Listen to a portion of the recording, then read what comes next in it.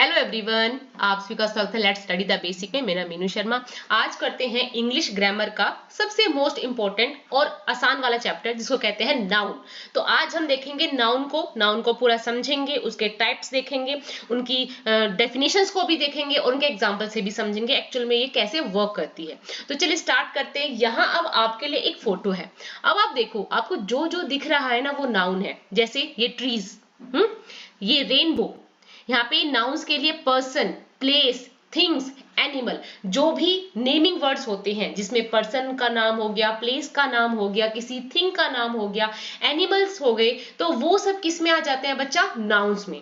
Exactly noun naming word को ही कहते हैं। अब यहाँ एग्जांपल देखो, tree, Santa Claus, park, Indian, girl, horse, chair, milk, ऐसी बहुत सारी आपके जो भी आसपास चीजें आपको दिख रही हैं, ठीक है, वो सब क्या है? नाउन है, एग्जाम्पल ऑफ नाउन है। बाद में हम इनको क्लासिफाई करते हैं, कौन काउंटेबल है, कौन अनकाउंटेबल है, एब्स्ट्रैक्ट नाउन कौन सी है, ठीक है। जैसे अब हम पहले देखते हैं कि व्हाट इज नाउन। नाउन क्या होता है? तो noun is a word that name something such as person, place, things. Noun ऐसी उन वर्ड्स को कहते हैं जो हमें किसी भी पर्सन, प्लेस, थिंग्स, आइडिया, उसके नाम के बारे में डिस्क्राइब करेगा, तो उस नाम के बारे में बताएगा, ठीक है, उसको हम क्या कहेंगे? नाउन कहेंगे। जैसे एग्जांपल में हमारे पास हमने पीछे देखा, रेनबो हो गया, ठीक है, ट्री हो गए, रिवर हो गई, ठीक है। अगर यहाँ कोई एनिमल होता तो वो भी क्या होता?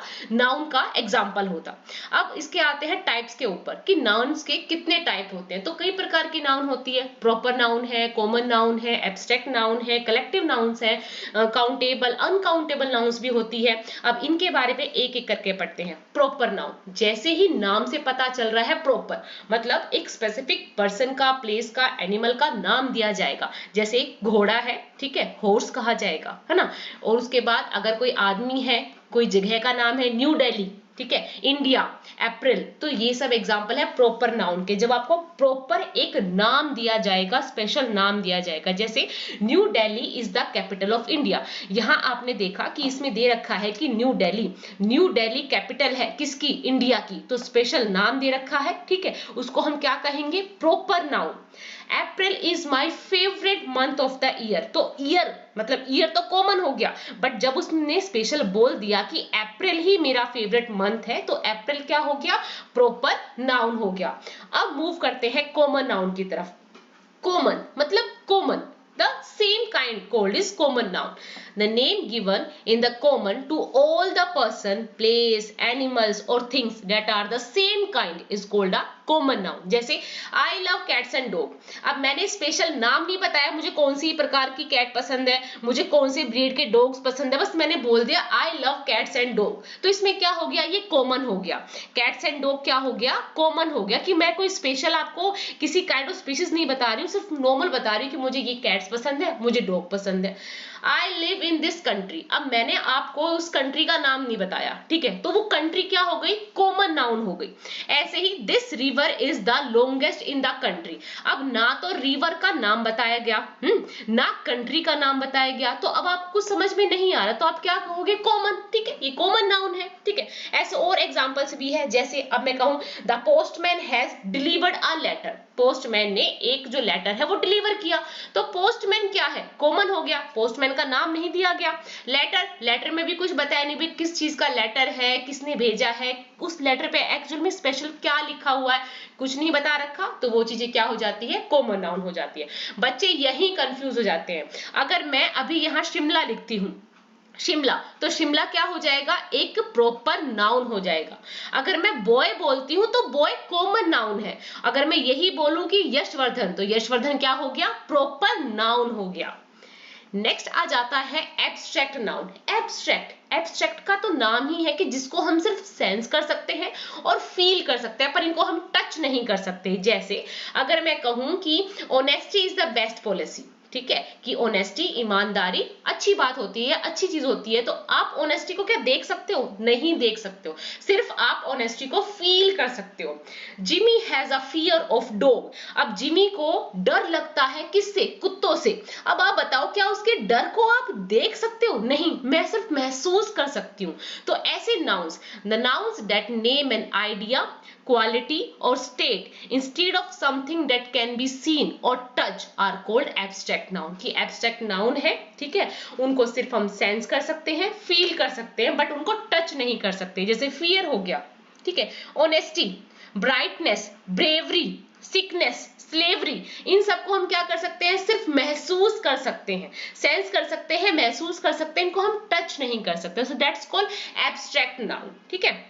नाउ आई एम हैप्पी, अब आपको फील हो रहा है कि मैं हैप्पी हूं, ठीक है, अब आपको फील होगा कि हैप्पी है, आप उसको टच नहीं कर सकते, ठीक है, आप हंसते हुए फेस को टच कर सकते हो, उस फीलिंग को टच नहीं कर सकते।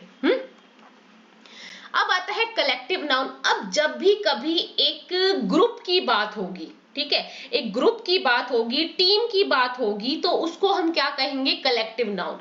A collective noun is a noun that function as a singular noun while referring to a group of people or things। अगर टीम की बात होती है, आप क्या कहोगे, इंडियन टीम, ठीक है, इंडियन टीम। फैमिली हो गया, अब आपने एक एक अलग अलग मेंबर को तो नहीं बताया ना, आपने एक तरीके से ग्रुपिंग कर दी, ग्रुप बना दिया, उसको आप क्या कहोगे, कलेक्टिव नाउन। जैसे अ बैंड ऑफ म्यूजिशियन, है ना, अ बुके ऑफ फ्लावर, है ना, अ लिटर ऑफ पपीज, तो ये सब क्या हो गए, कलेक्टिव नाउन हो गए, आपने उसको चीज को ग्रुप में बाइंड कर दिया। So these are called collective noun, जब ग्रुप में हो जाता है। जैसे जैसे हमारी वीडियोस और ये सीरीज आगे बढ़ती रहेंगी, इनको और आगे जैसे कलेक्टिव नाउन्स के और बहुत सारे जैसे पेपर्स में एग्जांपल्स आते हैं, हम वैसे करेंगे, हम प्लूरल फॉर्म भी करेंगे, जेंडर्स करेंगे, नंबर्स करेंगे, सारी चीजों को पूरा ब्रीफली पढ़ेंगे ताकि हमें नाउन का पूरा चैप्टर समझ में आ जाए। तो कलेक्टिव नाउन आपने समझ लिया, that's referring a group, a team, crowd, family. अब यहाँ आपने अलग से नहीं कहा मम्मी पापा भाई बहन, नहीं, अब आपने इसको रेफर किया फैमिली, तो that's called a collective noun.